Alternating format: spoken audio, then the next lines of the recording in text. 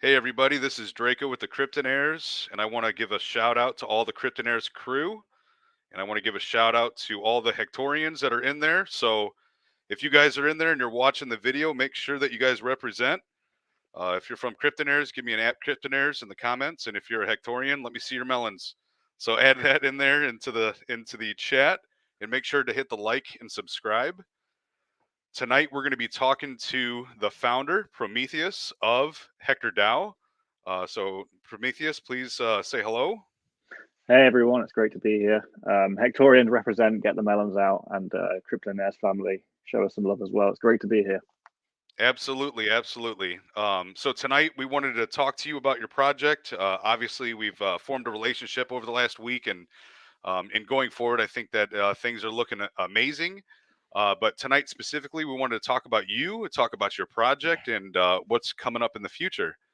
Uh, Absolutely, so yeah. So just to get started, I mean, we typically here at Cryptonaires, we want to know who we're talking to. We're not just talking to your project, right? So I'd like for you to kind of like introduce yourself, who you are, and how you got into crypto. Well, I am Prometheus. I'm a strategist, and I also handle some of the PR and a little bit of the development for Hector. I've been in crypto for 2 years, 2.5 years, maybe 3 years at this point. I used to dabble, and it became a much more serious thing for me over the last year and a half, maybe. Um, I've always been a massive fan of it. I grew up around tech and computers, and obviously, if you've got a passion for tech, the big thing that you think about at the minute, especially on the internet, is crypto. Because I don't think it's an exaggeration to say it's changing the world, and it's changing it for the better for the most part. So that's really where my passion sits, and that's how I got into it. Um, and I sit and read about it obsessively. It's one of my favorite things, and I just think stepping into creating a project was the next logical step there. So here I am, and here's Hector DAO. Yeah, that's crazy because obviously, I'm part of a large community that's very passionate about cryptocurrency, the Cryptonaires, and that's all we do is look at projects and look at cryptocurrency. And it's safe to say that we're addicted. We're addicted to Yeah, cryptocurrency. We're addicted to the whole thing, and obviously, we all want to make it benefit us financially, right? So, I mean, that's part of the addiction is that not only is it something fun to do, but you can make money if you do it properly, right? you can. Yeah, I've always said to people that cryptocurrency represents the single best opportunity anybody alive right now is ever going to have to make that kind of money, and I truly do believe that. We're at a Microsoft moment, I think, and this is the time to invest for a lot of people, not financial advice. Absolutely. And yeah, no, I agree with you. I think that that brings up a good point that this is not financial advice. Everything in this video obviously is not financial advice, but I think we're in an age where, usually when you're in an age of something, it's going so fast you can't see it. Yeah, And I think that's happening to us. We're in Web 3.0. We're in the financial, the change of hands with the financial power in the world where it's being spread back out to the people rather than locked up by individual organizations led by 4 people at a time. I think this is a whole different animal. And if you're not seeing it, you're not going to be able to jump on the train. And people are, in 10 years are going to say, I wish I would have invested in crypto. yeah, I really agree with that. I mean, we had a very brief chat before, and I brought up the phrase that hindsight is 2020. Um, I really do think that's true, and I guess it's kind of universal truth, isn't it? It's always easy to look back. I mean, I said Microsoft moment earlier, but who knew Microsoft was going to be that big at the start? I think the advantage that you can give yourself is to learn obsessively about it and look at the shortcomings and advantages of each project. But yeah, I really do think that the train is starting to leave the station now. So I'm really glad to be on board it. Absolutely, absolutely. Um, One of the things that we'd like to discuss with you today is in a lot of this stuff, we've done our research on, we've talked to you about before, but I think a lot of people that are involved in your project or that are thinking about investing in your project would like to know what makes Heck different from other DAOs. I love this question. I get it so often. I absolutely love it. Um, our one of our developers um, answered this question absolutely beautifully a couple of days ago. Um, they said that a lot of these projects have a similar starting point, but the team determines where the journey goes. And I just thought that was a really nice way to put it. So, yes, elephant in the room. We are a fork of Ohm. Many projects are. Ohm has done something fantastic. They've opened everybody's eyes to the possibilities of their system. And, we as a team are very, very experienced, got a really good range of, even down to the languages we speak, the expertise we have in marketing, coding, website development, and all of that stuff. And we looked at Ohm and we were inspired and we thought, well, we have a couple of ideas here. I think that there's some things that we can add that will differentiate us. We're not trying to grow up to be the Ohm of Phantom. We're trying to grow up to be the Hector of Phantom. So we are looking into a lot of different things that will help us become more differentiated and more specialized. So some of that could be dynamic taxing. Community voting is something we're going to take to a whole new level. We're looking at lending and borrowing protocols, cross-chaining, KYC, all sorts of good stuff. I always hate to do this bit, but there's some things I just can't talk about. I would love to. I'm really, really excited to bring up some things that we have. But if I spoke about them now, it'd be a little bit premature. And I think it may give away a competitive advantage that we have.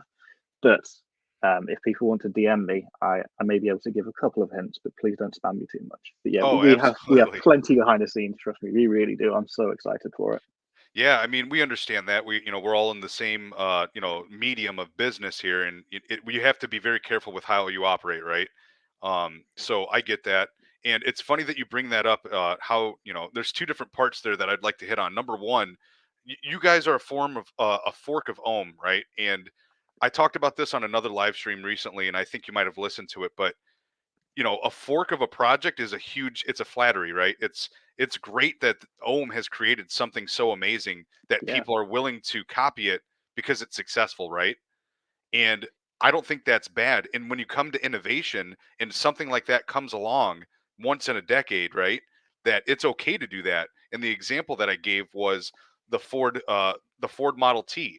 When the Ford yeah. Model T was created, that was it. That was the bee's knees, right? That was the first vehicle that ran, and everybody copied it. So all the way till today, even if you buy a Tesla, that thing is based off of the Ford Model T. So are you driving a fork? Is that a shill because it's this, because it's so similar to the Ford Model T? Yeah, I mean, I think that's a fantastic analogy, really. I know exactly the moment you're talking about. I did watch that, and yeah, I couldn't have put it better myself. I mean, look, I'm not going to call us Tesla and another Project Ford. Everyone has their own advantages, disadvantages, and all of that good stuff, and it's down to the community and the investors to decide where they want to put their money. But I do think, yeah, there's something to be said. There is some credence in saying that, there's space for multiple competitors, and yeah, I guess a Tesla is a fork of a Ford, but it doesn't make one less valuable than the other or more valuable than the other.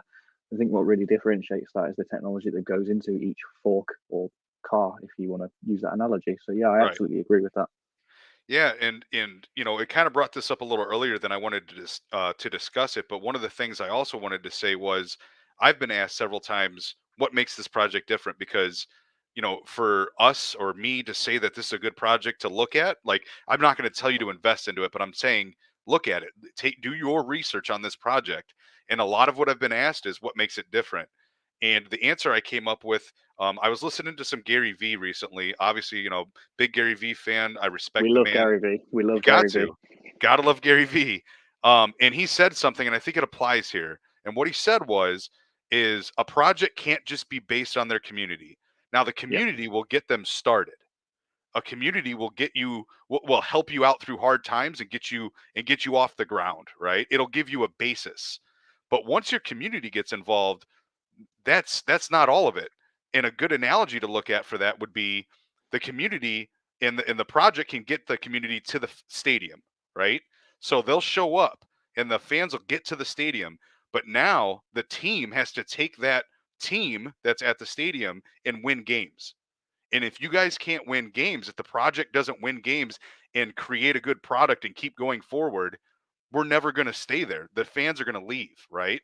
And the goal is to get to the Super Bowl. And trust me, not all projects get to the Super Bowl, but what gets you to the Super Bowl is an amazing team, and that's what you guys have.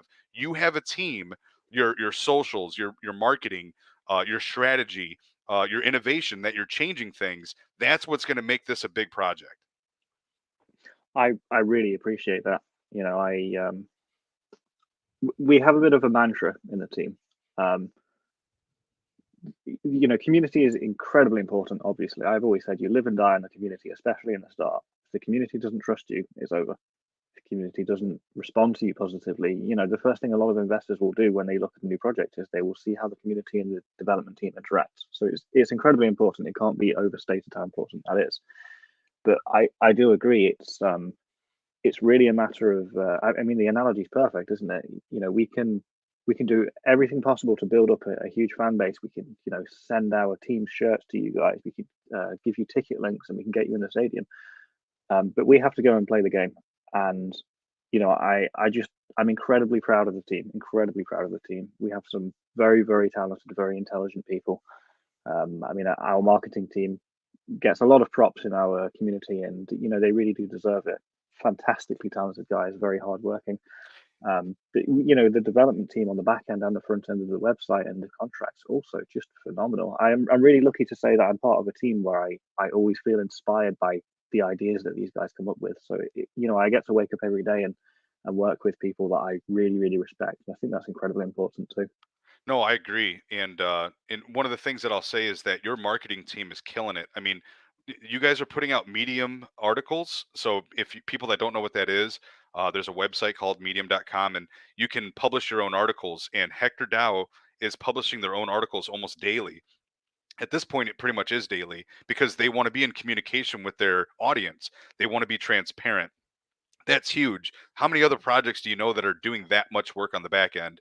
And your marketing is killing it, man. I mean, I was pulling up some stuff here on your Twitter. You guys have people that are making crazy graphics that are being put up. You guys are all over the internet. It's your marketing team is killing it right now, and you guys just keep doing it day after day after day. And I think you guys are going to slow down, and you don't. And to me, that shows that you have a really solid core team, and what everybody wants or should have in a team that they're promoting or that they're involved with is that the team believes in their project more than we do. If your community believes in you more than you do, there's something wrong. You fucked up. Absolutely, absolutely. I mean,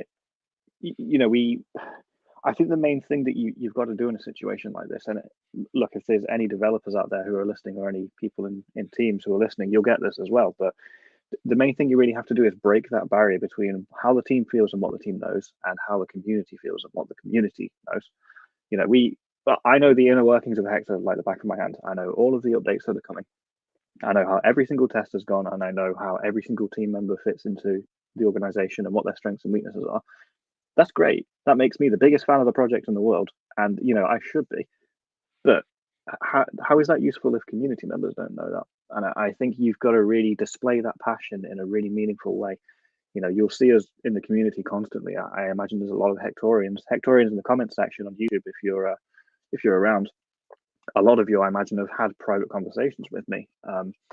It's something that you really have to be able to, like you said, display that passion, because if the team isn't passionate and raring to go and constantly talking about how much they love the project, they're in the wrong game. They're doing the wrong job. Maybe the project is great and they're not passionate, but they shouldn't be doing it if that's the case. And I think we've Absolutely. hit this lightning in the bottle situation where we have a team that just loves the project every single day. And I really hope that does come across in our interactions with the community. We've had easy times, we've had hard times, but the number one thing is that we're always really excited to get to the next step. No, absolutely. And quick shout out to our CEO, Robert Doyle. He went ahead and dropped us a super chat and a donation. Thank you very much for that. Robert and I, we talk daily. He's like a friend and somebody that you work with daily outside of my own personal job. I got my daily job as well, and we talk about projects all the time. And when I started talking about this with him, he was instantly on board because I gave him the pitch like I just talked about it, and he was like, dude, this is that's what we need. We need projects that are that strong, and that's why we decided to start looking into this project. But with that being said, there's a lot of people that aren't into this project, right? There's just as many people that might think that this is a problem and not something to invest in, and I think that we should address that. So a lot Yeah. of people ask the same question: what? How is this not a shit coin? How is this not a rug? What makes this different than like Rain DAO or Anubis, right? Yeah, I mean, look, man, the first thing I'll say is that, watching on the sidelines, watching Anubis do what they did and watching Raindale do what they did, it sucks It really does, because these are the same people who will go on to complain about regulation. They're inviting it by doing it, and they're hurting community members, they're damaging the phantom network in this case, and they're making it difficult for everybody. So I really empathize it. I mean, there are Hector holders who lost money on those things, and that's bad enough.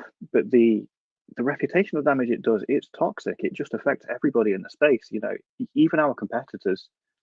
I really feel for them as well, because no doubt they were affected by the flood that was caused by Anubis and Raindale. Right.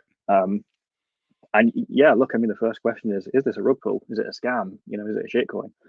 A lot of us matured in the BSC space, and I don't need to tell you how toxic that place can be.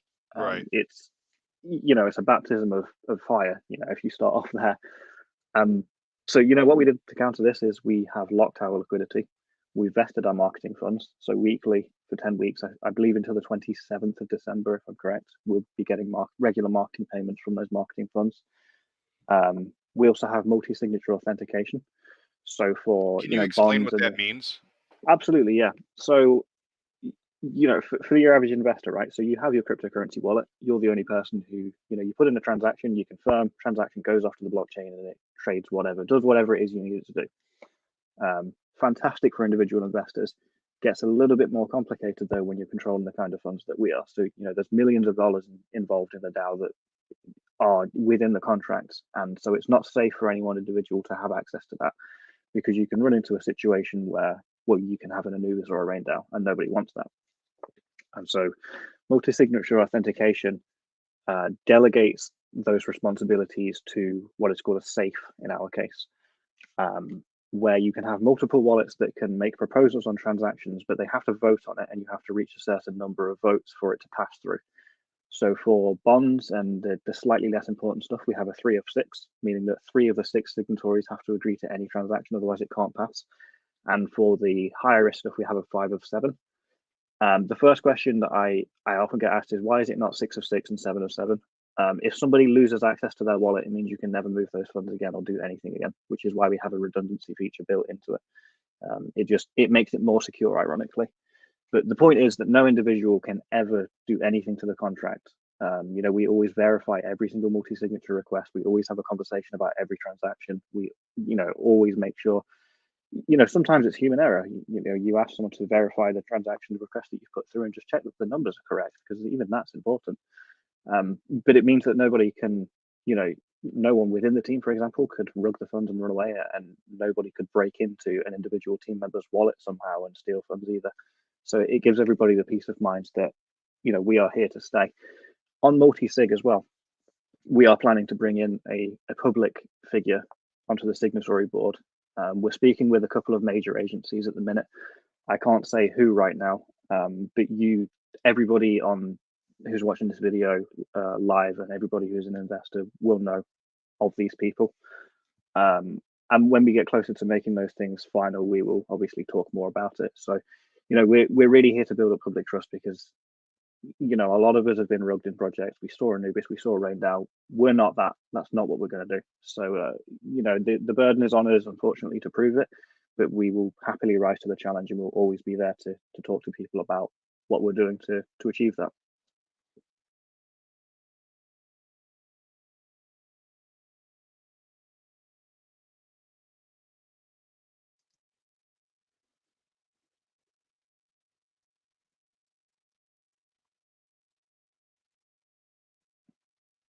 Okay. Earlier we had a couple of connection issues. With Draco. If he's having connection issues now, what I can do is take over. This is going to be unorthodox, but my bad. No, we got him back. We got him back. Internet. Okay, my internet. Sorry, guys. So my question was, you were talking about the Treasury, and that brings up another question about the Treasury. Can you explain to people what the Treasury will be used for and how it works? Because I think a lot of people have a question, is like, how are you going to utilize the Treasury, and what will it be spent on? Absolutely, yeah. So the Treasury is it's the Treasury, it's the backing of the project. So when you buy bonds, some of the money that goes into that, almost all of it actually goes into the Treasury, and we use it to build up reserves. So, in the documentation and the white paper and basically everywhere else you'll see, we talk about the fact that we are a reserve currency. So we build up a treasury and it allows us to back the token and back the project with real value, which, everyone loves a good meme coin, but meme coins generally don't have a backing or any actual intrinsic value because they generally don't have use cases. People just buy them because they expect them to rise. So, if you look at a project, let's say take Phantom as a coin, for example, Phantom has intrinsic value because it's used for something. Or because it's backed by something. So the way that we add intrinsic value is we back it with real world assets. So you bring your fiat currency into the crypto world by grabbing stable coins on, your coin of choice on your network of choice. You bring them to Phantom, and then you turn that fiat value into a backing for the treasury by purchasing bonds, and those bonds go into the treasury. In terms of treasury uses, they are strictly reserve. There is the possibility that maybe sometime down the line we may use them for something. It won't be a purchase or anything like that. It will be more like to strengthen a part of the DAO or a part of the ecosystem, but they are strictly reserved. They will never be touched by the team for any personal purposes at all. And it's also impossible for an individual to do it because the treasury is protected by 5 of 7 multi-signature, meaning that 5 people would need to sign off on a transaction that concerns the treasury anyway. So yeah, Absolutely. That's the whole kind of summary there. Yeah, and here's something that I saw today, just because it's popping up on the screen right now. I don't know if you've seen this, but here are the top tokens ranked right now by transactions, and right here is Hector. And when did you launch? When did HEC DAO launch? About 2 weeks ago, on the 1st, I believe. 2 weeks, guys. You guys are early. If you're watching this video, you're early still. 2 weeks is how long this project has been launched. So if you're watching this now, you are still early, guys. That's what's important. That's why we're talking about this project right now. Going forward a little bit, we were talking together when it was just me and you for a second. We were talking about, how else what else is this project going to do? Because there's more things coming in the future. And if you look at the website, you can see that there's some new things down here at the bottom, right? If you want to explain a little bit what's coming up. Yeah, I can't go into huge amounts of detail on certain things. Let's do it from the top towards the bottom then. So the first 2 buttons we added, we figured let's make it easier to get the token, right? So they're just your classic buy on whatever exchanges you like. Hector Lender is going to be an interesting one. You will be able to collateralize your staked Hector in order to borrow funds. So Hector Lender and Borrow are kind of one and the same, but they're portals to access the protocol from opposite ends. If you're lending out, if you're borrowing, you'll be able to collateralize your staked Hector whilst it compounds, which is great news for everybody. We'll talk more about those in detail because they're still very much in the development process, but we're super excited about that. Really, really raring to go on that one. And some people may have spotted, if they've got eagle eyes, we're rapidly expanding our design team to account for that. And we're rapidly expanding our development team as well. Hector Pro is going to act as a sort of a launch pad, I guess you could call it, for projects. So we have a significant amount of funds which are being built up, and we aim to collaborate with other projects. And so, for example, there is something called the Phantom Foundation Grant. So Phantom as a network really wants to incentivize good projects being built up and growing. So what they do is they give you a set of criteria and they talk to your team and they talk to the community a little bit as well, and they analyze how good the project is. And if you fit the criteria, they give you a grant of Phantom tokens to spend how you wish. So essentially, Hector Pro is going to be a little bit like that, in that we will help other projects launch and we will help them grow. Because we really want. I was talking to somebody else actually on an AMA previous to this, and I mentioned that one of the things I really like about Phantom is that it hasn't had what I call the Solana moment. The Solana moment is this. So earlier this year, Solana was trading at around $7 per token, which is when I took notice of it. Now it's at about 220 to 250, and that's the Solana moment. It blew up. It blew up. Everyone was talking about it constantly. You just, all you saw was Solana, and then we had the NFT sales of $2 million, and yeah, that's the Solana moment. I believe, and this is not financial advice, but I believe that Phantom is heading for a Solana moment, and so it really behooves us to help projects grow on the Phantom chain and make it as appealing as possible, because that helps us accelerate the Phantom moment. And it's good for everybody. It grows the ecosystem, it makes Phantom look better, and it helps everybody on the chain. And that's really what we want to achieve. We want to make Phantom this isn't just a task we're taking on. There are plenty of other projects on Phantom who have goals like this as well, but we want to carry our load on the Phantom network and help it become a safe, secure, profitable place for everybody. Yeah, and that brings me to the next question is why did you guys pick Phantom? Why? I mean, I can tell you why you made Phantom as your chain because it's amazing, but I want to hear from you. Why did you guys pick Phantom? Well, anybody who has spoken to me for any length of time will know I'm incredibly bullish on Phantom. But Phantom is, for those who don't know some of the technology behind it, it runs on a direction-based cyclic graph, meaning that essentially to cut through the terminology, it's very, very, very, very fast at peak, very fast. And its transaction fees are incredibly low, and it's very efficient and it's very secure. These are the problems that Ethereum is trying to solve. Now, I am also bullish on Ethereum. I think Ethereum is fantastic. What I don't think is fantastic are the transaction fees. And I know Ethereum is doing things about that, and that's great to see, but there's always room for competition. I think Phantom is going to become one of those competitors because it solves all of the problems. The only thing that is left in that equation is the marketing and the, as I call it, the Solana moment. So it just stood out as a prime candidate. No, that's amazing because once we started using it, because I started using it before this project, but once I started using it for this project, I was comparing it to Ethereum. So full disclosure, I have Ohm.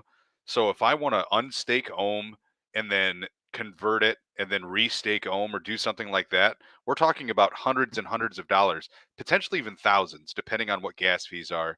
And that's something that actually makes a difference with your investments. You can't make those investment changes or opportunities or take advantage because you might spend more money than you might make in that short-term investment opportunity. So one of the great things about using Phantom is you can unstake, swap your token, restake, and do all of that for less than 50 cents to $1. And it's crazy how fast it is. I mean, it's very lightning fast compared to Ethereum. Yeah, it really is. It's a fantastic chain. So massive props to the guys at the Phantom Foundation who have been developing it. They can colour me impressed for sure. And like I said, I just think it fixes a lot of the main issues that a lot of chains have. What you don't want is to get railroaded into a chain. And I love Ethereum, but Ethereum railroads people who don't have enough funds to leave because, as you said, the transaction fees can sometimes outweigh the costs of outweigh the value of the transaction. And how is that a good system? I mean, it's not. I do believe Ethereum will fix these issues, and they're making very good progress towards fixing it. But Phantom has the solution right now. It doesn't have these issues, so I'm incredibly bullish on Phantom, and Avalanche and all of the other chains that are doing similar things. Yeah, absolutely. And earlier we were talking about the Treasury a little bit. So we spoke earlier about how this is going to be a DAO, right? Decentralized autonomous organization. Yeah. And how is that going to come about, and what will a DAO with HEC look like in the future? So if you go back to the Hector DAO website where the dashboard was, where we were talking about borrowing and lending, I can show you live. Yep. So on that left panel where you see buy on Spirit Swap, buy on Spooky Swap, and then you've got borrow and lend. Here? No, if you go back to the Hector DAO website, second tab, that's the one. If you look at governance, that is the first step. So for those who are uninitiated, a DAO is a decentralized autonomous organization, meaning an organization that runs itself, so it's autonomous, and it's decentralized, so it's run by many people across many different regions and in many different positions. There's no CEO, there's no leader, it just runs itself. You can have guidance to it. That's not to say it's completely directionless and completely management free, but it allows the community to vote in a very meaningful way on the direction of the protocol or project or whatever it is that is running on a DAO. We are going to do it with a snapshot system.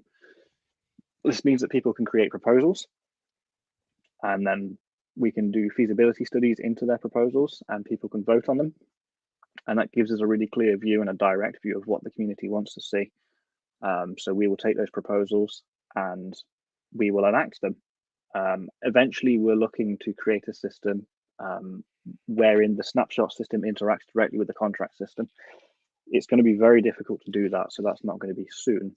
But eventually, we want to turn this into a completely decentralized autonomous organization that is run purely on the fuel of the community. It will have a little bit of management to steer it away from danger if something dangerous or untoward does happen.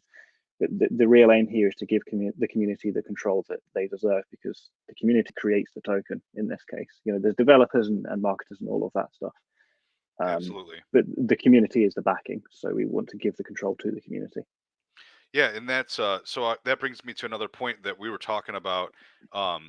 So recently, there's been some changes, right? I can't bring it up on here because I'd have to log in. But right now, there's two smart contracts. So there's the initial smart contract, and then now there's a new smart contract. Yes. My question is, why did the development team, including yourself, make that choice or that decision?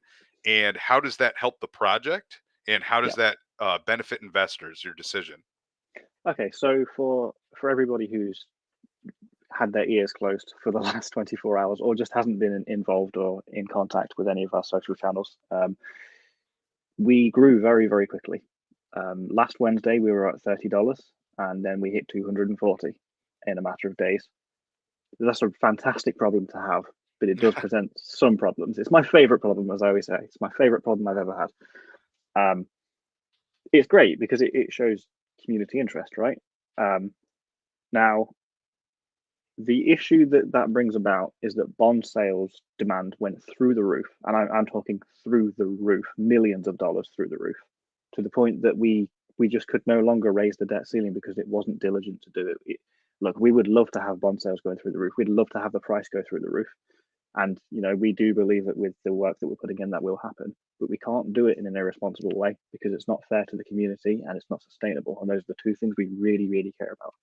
So we decided to temporarily restrict the growth of debt in bonds in order to deploy what we call V2 of staking.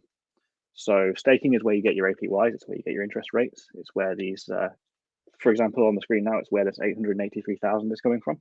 That's what it looks like. And it's a wonderful number, and it's powered by bond sales. So bond sales are where you buy directly from the protocol rather than the market. The profit from that is given to holders as APYs, and some of it goes into Treasury funds and all of that good stuff. We essentially needed to restructure the bonding system because what you tend to find is there's many, many factors. If you go to our documentation, you can see all of the equations, all of the mathematical basis. But in essence, you don't want growth that is so fast that bond payments can't keep up, because then you will create dumps later on and you end up with a toxic debt owned by the organization that just can't be paid. The reason we know this is because when we launched the project, we have very, very diligent research teams who go out and they check everything that has happened on every other project that has taken the steps that we're taking. We look through individual transaction hashes to try and figure out why certain developers did certain things and what the effect of those things were. Because as I said, our commitment is to sustainability and long-term growth. A pump and dump is not what we're creating here. It just isn't. It's not to say that the price won't increase, because I do believe it will, not financial advice. But, we want sustainable growth. We're trying to create a system here. We're trying to create an organization rather than, I guess you could call it, a meme coin. So V2 restructured the way that bonds work, and it allows us to create more debt in a more sustainable way. It allows us to take on that debt and turn it into growth in a little bit more of an efficient way than perhaps the old staking system did. As we discussed a little while before this, when we were doing tests, you tend to find that projects like ours go to about 50 mil. And if you look at where we're at now, 46 roughly, they get to about 50 mil and they start to take on that toxic amount of debt. We were aware of this, and we had been developing a solution almost from day one. But the situation came about very quickly because the growth we saw was just explosive over the last week or so, which we love. It's a great problem to have. But that's the reason that the new staking system has come out. It's to create more sustainable growth and to be able to reward people who hold in a more meaningful way than just creating a pump and dump, because nobody wants that. We want that long-term business growth. Absolutely. And so one of the things that we discussed was, I'm aware of this happening to several different projects, and outside of Ohm, the OG, you guys are the only people that I've seen that I'm aware of that have done that, where you had exponential growth and you addressed it immediately so that to protect the project itself going forward, the integrity of the project. And that makes you guys light years beyond any of these other projects. And I think that that's what's going to separate you guys from everybody is your hard work and dedication to the project itself. And one of the things that you were kind of talking about is exponential growth. So Us, the Cryptonaires group, if you're in there, hashtag Cryptonaires, we started looking at your project. Me and a group of guys that do research. We actually have 19 team members that do research for our group, and a team of my guys that I do research with were looking, and we saw your project. And within our research period of your project, the next day you were doing an AMA. So I just decided, hey, I'm going to go in here and listen to this AMA. It was your first AMA. And during your AMA, I asked you live if you'd be willing to speak with us and do an interview. And that was the organic beginning of our conversation. Yeah, I remember it. Yeah, so that was, neither one of us at the time knew, but that was gonna make some things happen, right? So Yeah, I remember. I had no idea who you were, and yeah, I mean that I guess gives credence to it. We love to speak to everybody, and your research guys are doing a fantastic job, by the way, because you came to us early. You were early, so yeah, kudos to your research guys. yeah. When we got in, I think the token value was hovering around $29 a token, and Yeah, the locked value in your market cap was under 5 million. It was somewhere in that range. yeah. So we were like, you know what, this is an opportunity. This is a great team and a great financial opportunity. Not financial advice, obviously, but this thing could really take off. Yeah, I mean, I really appreciate the kind words there. Yeah, it was a very serendipitous thing. I think a lot of the things that happen in crypto is it's just strange, out of this world, crazy lucky, crazy unlucky. There's no in between, and we seem to have caught lightning in a bottle. So I guess it was really lucky that we met when we did, and yeah, here we are. The rest, as they say, is history. And the CryptoNares community. We tried to sneak me into the Discord. I believe it was Yeah, that yesterday, didn't the day work. before. It didn't work. I was spotted. Yeah. So I just thought, yeah, I'll just jump into your Hector channel and just say hi to everyone. But the community's been so welcoming, so good. Shout out to the Bond Slurper. You know who you are. That made me laugh a lot. The It bond really did make slipper. me laugh. I hate that Yeah. guy. I hate him.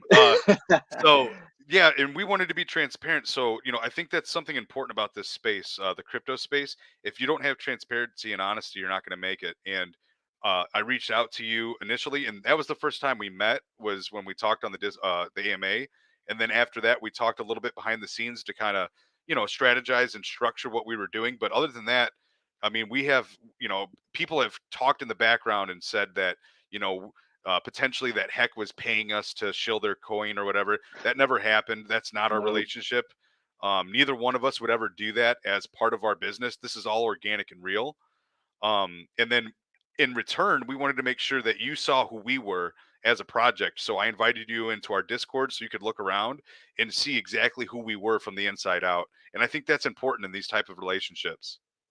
Yeah, I really appreciated it. I mean, for the record, I don't think you'd accept money if I offered it to you anyway, because I just don't think that's what you guys are about, and I really do appreciate that. So it's really, refreshing to see in a world where everybody is trying to make money off crypto. And it's nice to see that you guys are doing it the correct way by finding good projects and calling them out to your community. The amount of praise I've seen from your community to you guys for the call outs is inspiring. I love it. So I will remain a very dedicated member of CryptoNairs for the record. That's And awesome. to We're all of you glad to have you. cryptonaires, yeah, I mean it's a good investment to be in that group. I really do think so. And to all the cryptonaires family who are watching, and all the Hectorians as well, um, it's really nice to create this relationship. And you guys can always ask me questions. I'll always be around to talk about HEC because it's my baby. But yeah, yeah, I mean, it's just very, very lucky. I think that we met at the time we did, and yeah, to put the rumor to rest. No, we didn't pay Cryptonaires. Cryptonaires doesn't play that game, and I think all of the Cryptonaires family know that anyway. So yeah, it was just the perfect chance encounter. Yeah, absolutely. And in your AMA before we even met, one of the things you said, I took note of it. I typed out that you spoke about having positive media coverage from partners and including technical analysis instead of shilling the product because we don't need it. So why is that important for your project to make sure that you're getting thorough technical analysis and not just some people saying, "Hey, buy this token"? Yeah, I mean, how many times have you been on Telegram in a group and you see someone shill their Elon's baby Doge coin rocket moonshot token, and you've sat there and thought, why would I invest in that? you know, if they're here shilling it, that means that they are the early ones, and I'm going to be the bag holder. And I Right. just, you know, sometimes shilling works. I think shilling gets a bad name sometimes. If you're really passionate about a project and you want to tell your friends and your community about it, do it. You know, I really, really appreciate that all of the Hector community has done that. But we have a mantra in the team of, you know, we don't do price predictions. We just work hard and the charts take care of themselves, because, you know, I do watch what people say. You know, I'm very busy throughout the day, but I do take the time to look around the Discord and watch what people say and how they speak about the project. And I'm really, really proud that one of the things we see a lot is that people enjoy how much we just get on with the job, and we talk to the community openly. And, you know, we tell them how excited we are about development, and we give nice hints and we make jokes, and we've got meme contests and all of that. And I think that's really all you need, because if you can bring someone into your community and they have a really fun, positive time, it's relaxing, and it gives you confidence and inspires you to talk about the project yourself anyway. And that's far more powerful than, you know, having a bot send a message to 25,000 people that's completely untargeted, completely unwarranted, and probably does more damage to your project overall anyway. Absolutely. You know, we want to build something great, and you know, as they say, if you build it, they will come. And so far, we've been experiencing that. But, you know, that's not to understate the incredible work of our marketers and our community as well. I really appreciate all of you so much. Yeah, your marketers and everybody in your community is killing it, and we keep seeing it. Real quick, I want to mention that you've been talking about hyper staking, and Yeah. you know, give me the the fire hose of what hyper staking is. Um, Fire hose of fire staking. Well, 3-3 is staking. So in game theory, you look at possible outcomes for any given situation and any moves that you make. So 3-3 is staking. If everyone stakes, everyone wins. 4-4 adds bonding to staking. So traditionally, you would buy a bond and your reward is in HEC tokens. It's vested over 5 days, so you get 20% per day. You can claim at any point, obviously, until you've claimed your full amount. After that, the bond is matured. And then you can stake it if you wish. What we're doing, and I believe, to the best of my knowledge, we're the first to ever do this. I'm not sure. I don't think even Ohm has done this yet. We are introducing hyperstaking, or 4-4. What this means is when you buy a bond, your reward will be in SHEC. And SHEC is the staked HEC token which compounds, meaning that you don't need to withdraw and stake. It will just stake for you. We anticipate that this is going to bring bond sales to a level that we now are prepared for, but we're not prepared for before, which is why we're releasing 4-4 or hyperstaking after the migration to staking version 2. But essentially, it means that you bond and you make even more rewards than you would just by bonding. So it brings APYs through the roof, brings in more investors because we're more attractive through APY rates, and it's just good news for everybody. Now, to get ahead of the curve here, we are aware that it can create issues when you do 4-4 in large amounts. Now, this is theoretical, of course, because very few people, if any projects, have ever done this before. Have any other projects launched 4-4 yet, or that type of that theoretical staking mechanism? To my knowledge, no. I would I've be heard people interested in the talk about comments it. section. Yeah, we're not the only ones working on it. I think we're probably going to be the first ones to deploy it. I can't say too much about that, but cough, cough, very, very soon. Cough, cough. It's got to be pretty soon.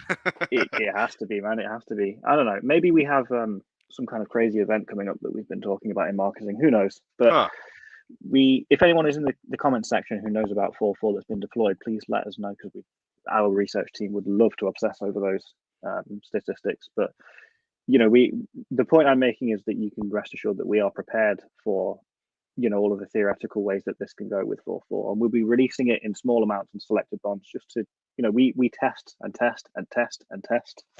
Any Hectorians in the audience, throw up some melons and tell people how much we test, because we really test. We religiously test.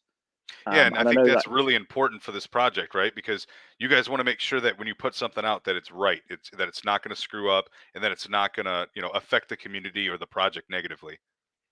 Exactly. Yeah. I mean, look, we could release.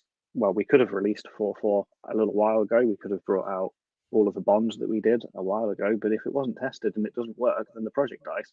In this game, you can make very, very few mistakes. and you have to keep your foot on the gas pedal constantly. So we test religiously. We get ahead of the curve. We develop things nice and early, and we test and test and test and test and test, and we try to break it as much as possible so that we can figure out how to make it robust. And so far, that's paid a lot of dividends back to us and to the community, more importantly. So yeah, it's a bit of a meme, but yeah, Hector family in the chat for Ops and Melons, and tell people how much we test, because I am not joking, and you guys will know. Yeah, absolutely. I want to point out that right now we have approximately 900 viewers. So if you guys are viewing this right now and listening, hit the like, hit the subscribe button. We try to bring you guys as much content as possible.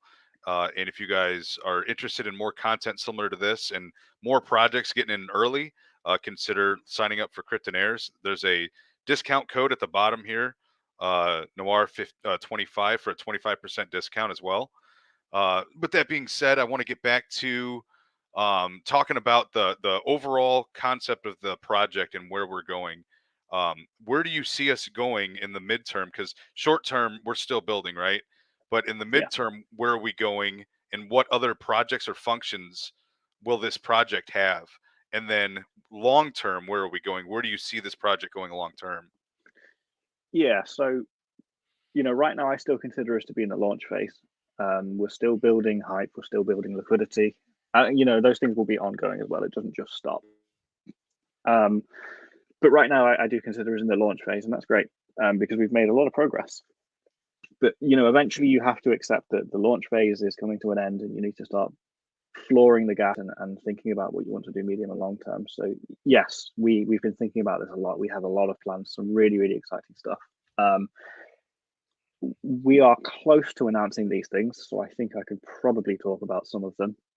Any team members that are watching, sorry if I'm about to ruin your plans. But Here it is. It's fine. Here comes the big reveal. Prometheus is Elon Musk. No, I wish. So we've got a dashboard update coming with all the snazzy, fancy graphics that you love to see. So we'll be charting TVL over time, transaction volume. We'll be looking at roadmap items as well to go onto that. So if, for example, theoretically, we had applied for a massive grant, we may put that on there. Obviously, 4.4 is coming. I think it's no secret that that's coming quite soon as well. Bond offerings are going to increase. Be huge, by the way. Yeah, I can't wait. I mean, not financial advice, but I think they're going to sell out pretty quick, and I'm not sure if I'm even going to be able to get one of them. So man, that's going to be an interesting game to play. Don't say that. I don't even get bonds because the bond slurper keeps coming in and stealing because bond slurper steals all of them. Bond slurper, if you want to send me one of those 4.4s when you grab them, hit me up. Yeah. But yeah, we've got. We've also got bond offerings coming. For those of you in the community who keep mentioning which bonds you want to see, we are always watching. We're testing some of them now. I'm not going to say which ones they are, but we're always watching. We've obviously got public figures that we're hoping will join the signatory board soon. We've got the governance system starting, so the DAO. Another interesting one is that we've got KYC audits coming up. So we're looking into companies who will KYC us as people and allow us to have an NFT, which will say these people are legit, they're real people, and all of that good stuff. We don't think it's necessary. We just think it's nice, and we love to do the nice things for the community. Pushing forwards into the slightly further medium term, we've got a big rebrand coming. So again, the eagle-eyed amongst you will notice that our graphics team has expanded really, really fast. The graphics people amongst you in the community as well, get in touch with us. We're really interested to hear from you guys. We have central exchange listings coming up. Can't say which exchanges, but they're pretty exciting exchanges. We've obviously got lending and borrowing coming up. Yeah, exchanges have come a long way. Some of them can facilitate some really interesting stuff. I'll leave that one in there, but there's some really interesting stuff that we're looking at doing. We obviously have audits coming up. Now, we are a fork, so technically our code has been audited, but we want to give the community, all of the trust that they need. So audits are coming up. They're going to be very public when we do them, obviously, and we're going to be doing them with reputable agencies. Much longer term, well, we'll say Q4 to Q1 22. We're looking at dual incentivized liquidity pools. Hector Pro will start coming to fruition. A couple of these things I would really love to talk about looking at my notes, but I'll leave some for the surprises. There's plenty more to come. But for all of you OG Hectorians and all of you people who are helpful in the community, we may or may not be planning an NFT drop for unique NFTs to say thank you to all of you. Just so you've got something to say. I was there when Hector launched, so if you want to get involved with that, best way to do it is to be helpful in the community, and you'll get an OG tag, and OGs will be contacted about that when the time comes. So we've got plenty of cool stuff. We've got competitions coming up as well. We've got enormous amounts of marketing coming up. So yeah, we've got a bright future. Is there any possible way that, well, first of all, I want to say that we almost had 1,000 people in here watching live. So make sure you hit the like and subscribe. But while we're talking, I don't know if it's our conversation or not, but this is our biggest green candle in stack today, right now. We're all the way up to 205 right here, and it's still going north. So, with that being said, is there any potential way that in the future you guys would consider creating NFTs, maybe functional NFTs? I know that's something that other DAOs have kind of played with or attempted, but nobody's done it right. And if anybody could do it right, it would be HEC. Yeah, I mean, as a team, we have very mixed views on NFTs. We have some team members who are NFT mad. They love it. They think it's digital gold. And we have some team members that call them JPEGs. I think NFTs have to be done right. Right. There's been these ludicrous sales of $2 million NFTs of CryptoPunks. And you know what? Well done to CryptoPunks. You guys are killing it. Amazing to see it. I love it. But we will be looking into NFTs as a functional service. I think that's where we like to look at things. Right. We're obviously going to have commemorative stuff, which doesn't necessarily have intrinsic value, but has sentimental value. But yeah, we are going to be looking into NFTs as a functional service, we might be able to call it. More information will obviously come on that. We're in the development stages at the moment, but yeah, we're really looking into that, and we're doing quite heavy amounts of research on that. So I'm having dreams about NFTs at this point, I think. Right. Yeah. I mean, somebody who I think did it right, obviously you guys have a strong team for research and whatnot, but one of the calls that we talk about a lot, and Robert Doyle, our CEO, called this before almost anybody, was Strong Block. Strong Block, which is a great project. Take a look for yourself if you haven't heard of it. But Strong Block has functional NFTs that add a percentage to your rewards. So if you hold Yeah. the NFT in your wallet, you actually earn additional rewards, meaning that you're earning more money. Oh, that's amazing. That's such a great idea. Props to the guys at that team. That is an amazing idea. Yeah. Okay. Yep. We will look into that. Yeah, that is a fantastic idea, like a power up system. Absolutely. Yeah. And we may or may not be partnered with them and have a contact. So if that conversation needs to be had, let me know. And myself and Robert Doyle can make that team, that interview happen pretty quickly. Well, hey, you heard it here first, folks. Looks like Hector's getting into the NFT business. Hector might be getting into the NFT business. That Hey, might be you a never big know. thing. Yeah, let's set up that meeting. We should discuss that a little bit further soon when the time comes. But yeah, that's a fantastic idea. And you know what? This is one of the most rewarding things when you have a community of people such as yourself and the Cryptonaires, and everyone in the Telegram and Discord on our end. You have ideas like this brought to the table, and it just everything clicks together, and you end up with an idea like that, where that could be the big one. That could be Yeah, the one that right. sets us off.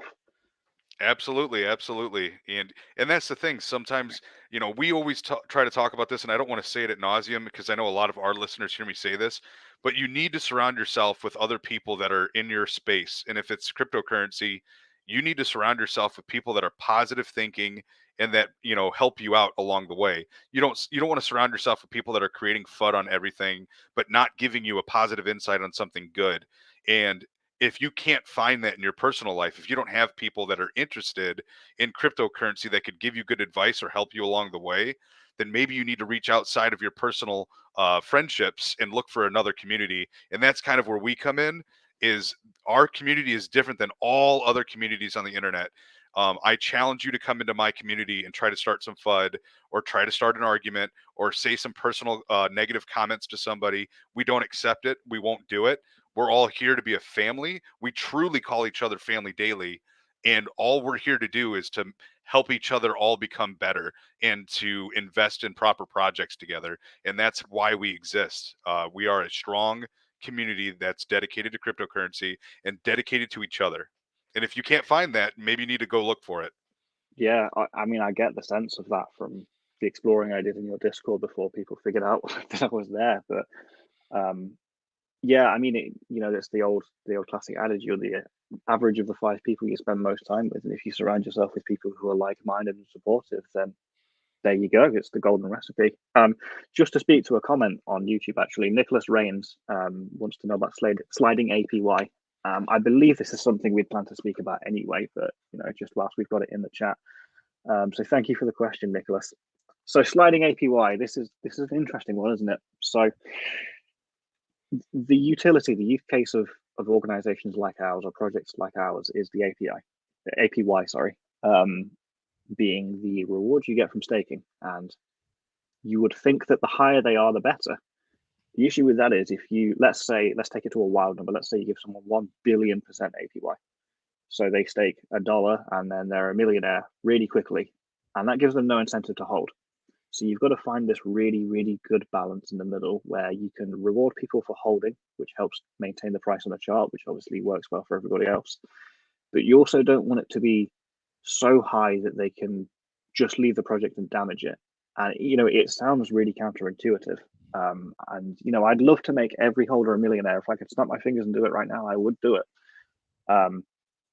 But this sliding APY is really where that comes in. So when you see projects with really, really high APYs, it's just not sustainable. We've been there, we've done it, and I've seen it, and it's not sustainable. It doesn't mean if a project has a high APY, it's doomed to fail. That's really not the case. It just means that APY won't last, and I think everybody knows that. So what we are doing about sliding APYs is we can offer more APY than we currently do, but we have a lever that we can pull where if APY gets to a point where we're starting to risk dilution, we can slow it down a little bit. Now, the immediate effect of that, some people may say, is if you reduce APY, you make the project less appealing. I would argue exactly the inverse is true. We are at a point now where, look at the scrolling thing at the top of your screen. We're number 1 on DEX. We have been every single day pretty much for 2 weeks. People know who we are. So discovery is becoming less important to us now. We obviously do a lot of discovery marketing. It's the main focus of ours. But what we want to do now is let people know that we are the sustainable project. We're here to stay. We will be here for a long, long time, and your money's safe with us. Funds are safer, as they say. And so that's sliding a pretty bullish system. statement, man. That's I'm telling you, that's going to bring people to your project. Is the founder telling people we're not leaving? I'm not fucking leaving. Yeah, you're going to have to send in a SWAT team to get rid of me. But yeah, so we're sliding APYs. We're managing APYs in a way that, look, we're not going to pump APYs to 1,000,000% because it looks good. It does look good, but it doesn't serve the community in a meaningful way, really. It just benefits people that are here for a pump and dump, and that's not who we are. Now, you're welcome to take profits, obviously, and sometimes that's sensible, but we don't want to entice people to take a 10,000% profit in 10 days. It's not helpful for the project. So that's why we have the APY. Now, to speak to the V1, V2 migration, because I know there's some questions that are about to come up about this. So V2 APYs and V1 APYs are volatile right now because we're in the middle of migration. So they're going to be a little bit crazy at times. So Operation XRP just pops up on the screen. Absolutely perfect timing. Yes, we have moved from V1 to V2, and yes, there is a new address for the staked HEC token. If you go to our community, Discord, wherever you may be, you can get all the information on that you need. I'm sure our moderator team is probably still working around the clock and helping people with that one. So yeah, APYs are a bit volatile now, but they're going to settle into a place where we can maintain them and really use them to grow the community and grow the project in a way that people recognize as long-term growth. And that's our main project. That's our main goal right now. We will trade first position and second position with other projects, no doubt. And I love to see other projects do well. But there's certain things we could do that could get us to 100 million next week. And that would be really fun, but it wouldn't last long. And so we're looking for that sustainable growth. So if we do jump to 100 million next week, you'll know it's not because we've done something crazy with the funds or we've manipulated anything. It's because of, organic growth. And that's something we really like to reinforce in the community. We're a long-term project. We're building something much, much bigger than what we are now. And so that's why we manage things in the way that we do. Yeah, absolutely. I think this is a great conversation. I think we learned a lot. If there's anything else that you want to add, any other alpha or secret drops that you have available, now would be a good time to put it out there. Well, let's say this way. So let's try and pump the likes up on the video, and if we see it get past 250, maybe 300, I may consider talking a little bit more about a future development. See if we can do that in the community. We need more likes, people. That's what he's saying. He's saying we need Yeah, more likes. I demand likes from He's my demanding army of followers. likes. If we get more likes, he's going to talk about some more stuff, a little There it bit goes. more Hectorians, alpha. throw some melons up. There it Get the is. melons in the chat. And I want to see some melons. So Yeah. I got to say, when it comes to different projects, you're probably one of the most vocal founders, and I hope you don't lose that. We'll introduce you more to Strong Block, because I would say the most vocal founder CEO that I've ever seen is their founder and CEO, and they're very successful. They do AMAs every Saturday because they want to stay in touch with their community. It wasn't always that way, but that's what really I think makes people comfortable, is that people are involved in asking questions and the CEO is answering it. And the reason why I bring that up is because you're doing a really good job of it, and I think it's amazing. But it also brings me to another question that people are going to ask, is doxing. I know we've talked about that briefly in the past, and you brought that up in your AMA. What is your schedule, or what is your guys' view on potentially doxing your team in the future? Which obviously helps people. It's like, it's that fuzzy feeling, right? It really doesn't do anything more for the project or for the investor, but it's that fuzzy feeling, right? Yeah, the fuzzy feeling. I'm going to steal that one. So yeah, doxing is an interesting one. And you know what? I get it, because I've been involved in, I've been an investor in projects as well as a founder and whatever else. But I do also feel more comfortable when projects have doxed founders. But what I will say is, as you said, doxing doesn't actually necessarily do a whole lot, because there are people that are doxed that have done this, or they just fake dox. It's not entirely out of the question that someone can fake an identity for the purposes of crypto projects, and it's a terrible thing, but people have done it. It's not unknown that it happens. In terms of the doxing schedule, it's not something that we have on our mind right now. I'm not saying it will never happen. I think, if we reach the heights that we want to, if we get up to the big boy market caps, I think probably it will happen for at least some of the team members. Now, I'm not going to mandate that it does. When we get to the big boy market caps, yeah, let me rephrase that. When we hit $1 trillion market cap and overtake Bitcoin, not financial advice, but yeah, maybe it will happen.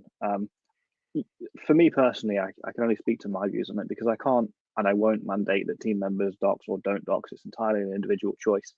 And I think the community respects that as well. I've had a lot of conversations with people who have said, well, look, we'd prefer it if you do, but we understand, you have to protect your families and your assets and all of that. And there's so many considerations other than just telling people who you are and where not even where you live, but showing people your face, because people can immediately track certain pieces of information about you. And I get the desire though for community members to see it. So to speak personally on it, I'm not necessarily against it.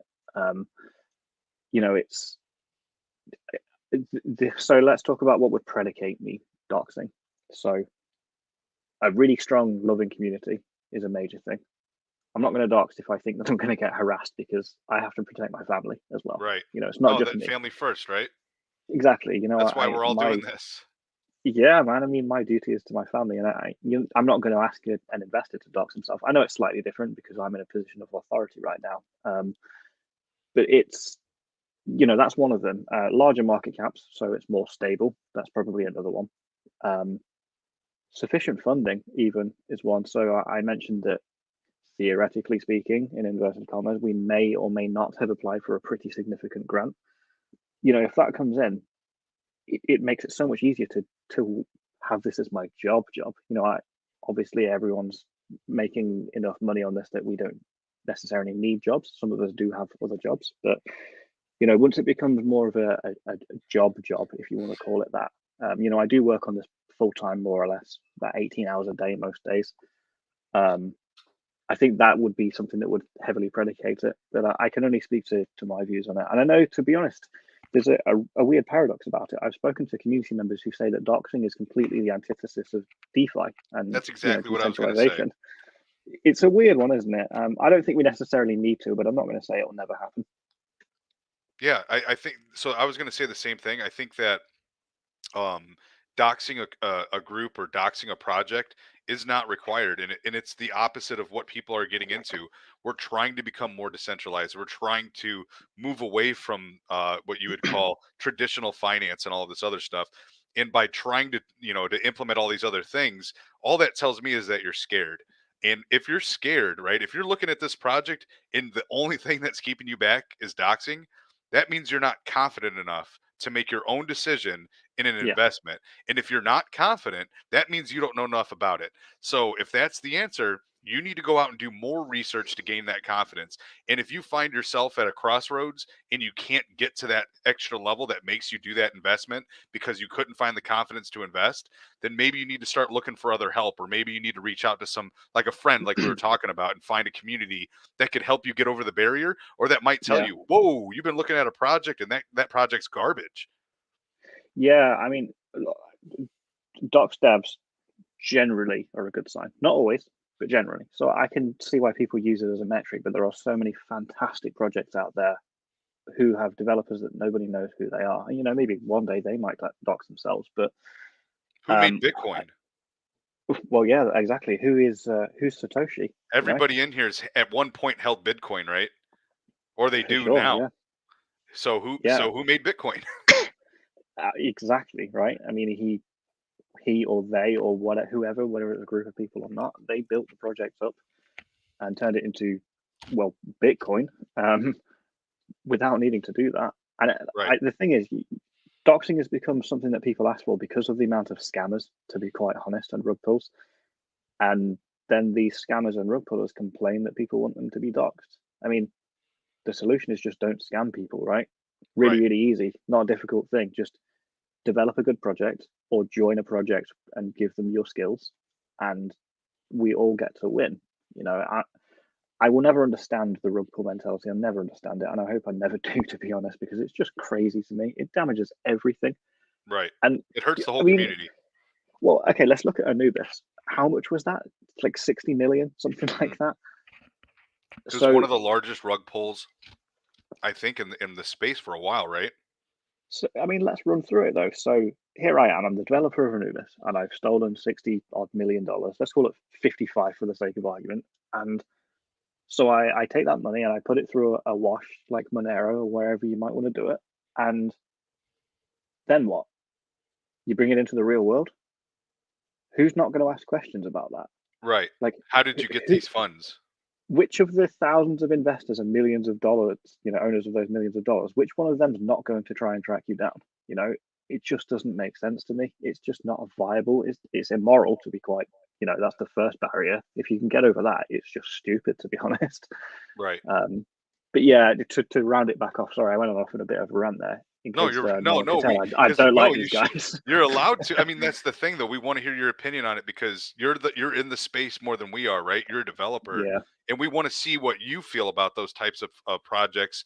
And yeah, when a rug happens, especially a large rug, if somebody loses a little bit of money, we might not even hear about it. But when a large rug happens, the entire crypto community hears about it. Yeah, and it reverberates around the space. And I mean, we mentioned it earlier, Anubis did damage to us.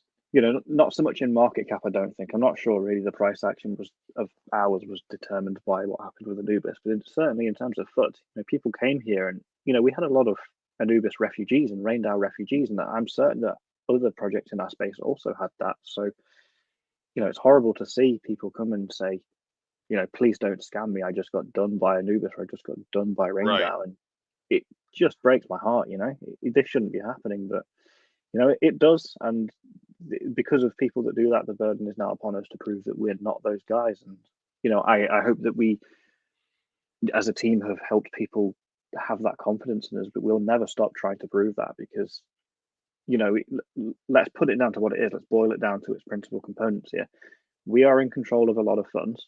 We are in control of a lot of investors' money in an indirect way. I mean, I know there's multi-sig and all that, but there's a power imbalance here.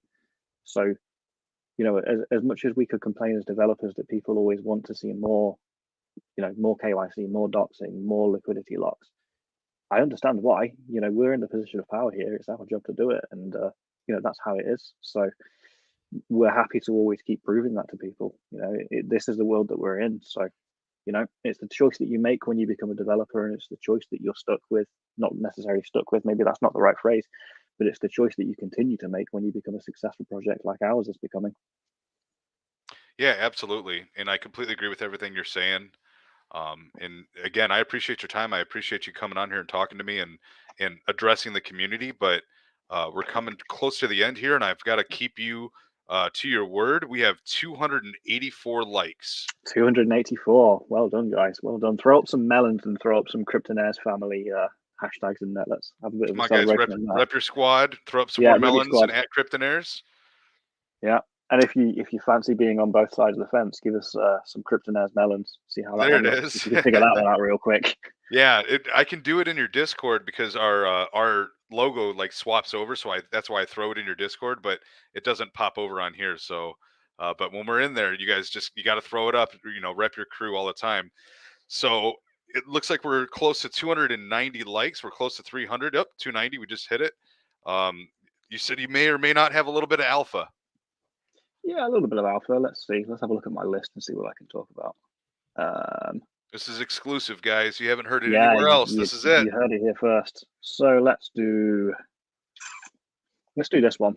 So in chat, show of hands. So get ready with your raising your hand emojis. Who has heard of cross chaining? There's Just going to show be of hands. like a It's gonna be 2 minute, maybe, or 30 second somewhere in there. There's going to be a slight delay. right. Let's see you can get there faster. Show of hands. Raise your hands or throw up some melons or whatever it is you want to do. If you know what cross chaining is. Yep, I'm seeing some hands. Cross chaining. So I'm not going to say too much about this, but it's in the plans. You know, we were born on Phantom. We love Phantom, and you know, who knows? Maybe one day we won't just be on Phantom. Oh man. That's pretty big, right? I gotta It's say, another it's a person that task. asked you questions earlier, like around that same statement, was, would you be considering staking or adding liquidity of other forks, like, or even ohm to the treasury or to bonding? Yeah, I mean, we see a lot of projects that do that, and you know, obviously we have to pay to give a pun, we have to pay homage to own. But yeah, I mean, we love own. We think it's a pretty good asset to own. Not financial advice, obviously, but yeah, we see the community requests. As I said, every time a community member says they want this bond or they want this in the treasury, we're always watching, and we do diligence tests and feasibility studies on pretty much everything. You know, everything that's not a wild idea. Like, let's add a Dogecoin bond because, sorry guys, we're not going to add a Dogecoin bond. I think that you guys are going to blow up when you guys start moving off chain and doing all these things. I mean, again, that's one of the reasons, like, I mean, you're making my case for me when I first said, you know, this is going to be big, guys. You guys don't understand this group, the founder, the amount of people that they have behind it. You have 3 devs working 24/7. You have your marketing team. You have all of your moderators. You know, shout out to the moderators in the Discord. You guys are awesome. They deal with all my bullshit and post my links. And with all that being said, you guys have such a good team surrounding this project. You guys are going to kill it. And if you continue to do these innovative things and keep pushing this project forward, and again, you gotta get wins here and there so that you guys can make it to the Super Bowl. And if you guys continue to do that, you will have a stadium full of people that are cheering you on all the way to the Super Bowl and all the way to the win. Yeah, we're looking forward to it. You know, I'm not going to sit here and say it's nothing but green from here on out. You know, we're going to get to the easy billion and we're going to be bigger than Phantom because, well, that's not going to happen. But we're not going to be bigger than Phantom is what I mean, because, you know, logical fallacy there. But, you know, there's going to be ups, there's going to be downs. There's going to be melons, as we're seeing in chat. But you know what, I mentioned earlier, the mantra is we don't do price predictions, we don't do market cap predictions. We work really, really hard and we let the charts take care of themselves. And you know, we're looking to be the big one. And you know, other projects are too. And I get that everybody says it, they're going to be the next big one. I believe we can do it. I really do. I believe that fully. And maybe I've got the privilege of having really close connections and great relationships with team members and seeing internal development chats. But we will be dripping things down and showing you guys little bits of what we're doing, and eventually I think that voice that is synchronized with mine saying we can do it is going to get louder. So as I said, there's going to be ups, there's going to be downs, there's going to be pumps, there's going to be dips, but the constant is that the team will not stop working as hard as it is now. We're probably going to speed up because we're looking to expand soon anyway. Absolutely. So we're looking forward to that stadium at the end of the day when we've got all of the melon heads and all of the Cryptonaires family who were able to say, I saw the AMA, I was there on YouTube, I watched it live. Absolutely. And did you just sneak that in there? Did you say that your team is expanding? Allegedly. It was never proved. Hey, maybe man, shouldn't have said that on a recording. Hey, one of the things that it says right there, why the name Hector DAO? I'll make this one of the last questions. What made you guys choose Hector? Hector won the Battle of Troy, and was one of the most respected leaders in battle and also somewhat in politics of his time. Really respectable historical figure rather, and we were just really big fans. When we were drafting names of the project, we were thinking, how can we don't want to, okay, so let's not call our project Super Ultra Zeus Project because it's too obvious, right? So let's pick something where people can research it, and it gives them the gratification of finding that information, and it gives them the gratification of discovering the power of the name Hector. As kind of out there as that sounds. And obviously we do have a rebrand coming, so we'll be really leaning into that as much as we can. So graphic designers in the audience, hit us up. We'd love to hear from you. And that's really the Hector name. Just whilst I've got the floor as well, I'd kick myself if I didn't shout out a couple of people. So go for it. Enormous thank you to the mod team. I really cannot express my gratitude enough. We have the most diligent, dedicated, intelligent, knowledgeable mod team that I have ever seen in any project ever. And maybe I'm biased, I love chatting with our mod team. So the first one to them, you guys are amazing. I said it the other day in the mod chat, but I love the fact that I get to wake up and I don't need to worry about what's happening in chat.